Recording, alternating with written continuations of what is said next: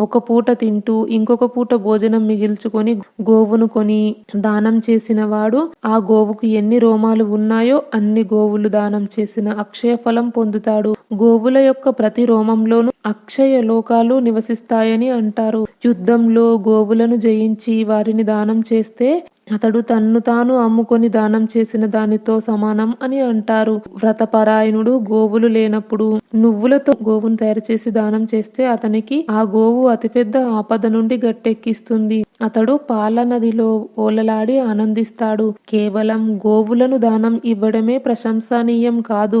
దానం చేసేటప్పుడు పాత్ర కాలాలను, గో విశేషాన్ని, గోదాన విధిని, సమయ జ్ఞానాన్ని, బ్రాహ్మణునికి గోవుకు ఉండే అంతరాన్ని కూడా ఆలోచించాలి. ఈ గోవుని ఎక్కడికి తీసుకువెళ్తున్నారు, అక్కడ దీనికి ఎండ వలన అగ్ని వలన బాధ కలుగదు కదా అని కూడా దృష్టిలో ఉంచు